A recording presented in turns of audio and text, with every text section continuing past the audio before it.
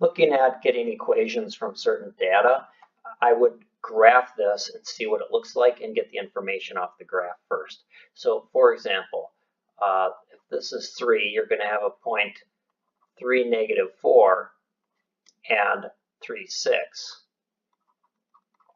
Those are the vertices, and then you're also going to have foci, which are going to be these points. So that's 3, 4, and 3, -2. Now, from that, you should be able to get the center. And the center is going to be 3 because it's right in line. And then it's going to be the midpoint between these values. So if you took 4 and -2, add them, divide by 2, you're going to end up with 1. So that point is going to be 3, 1. Therefore, this distance here is 5. This distance here is 3. So that means your A is 5.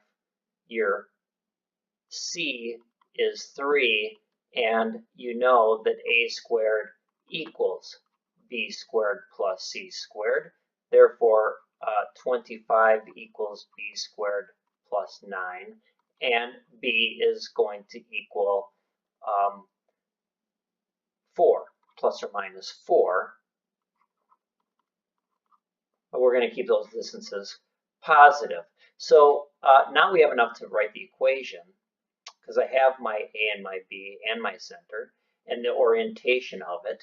So it's going to be y minus 1 squared over your A squared plus x minus 3 over your B squared equals 1. Now, remember, on completing the square, when you complete the square, you have to have a coefficient of 1.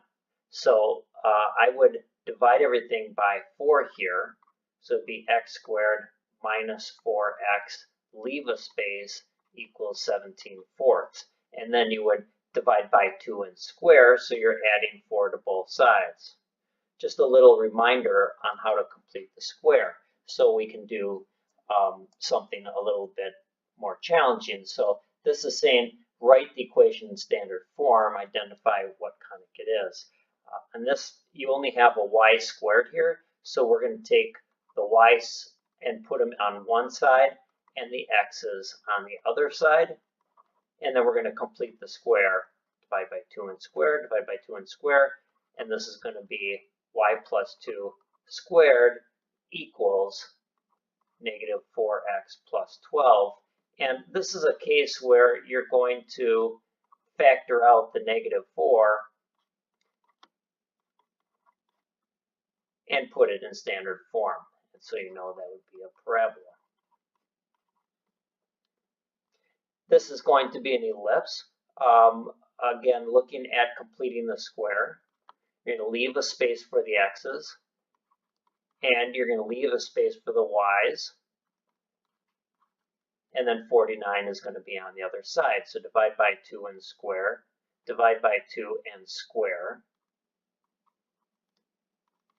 And notice what happens. You're adding 4 and 1, 5 to both sides.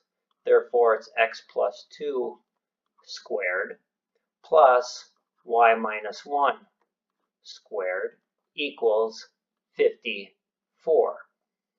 Now, at this point, you would divide both sides by 54, and you would actually you wouldn't divide both sides by 54 because you would see that in this case it's going to be a circle. Because if you divide it by both sides, your A would equal B, and now you know that that's a radius. So there are ways of completing the square to determine what general shape it is, and also how to identify all the different parts. That's one more layer of type of problems that you can be faced with.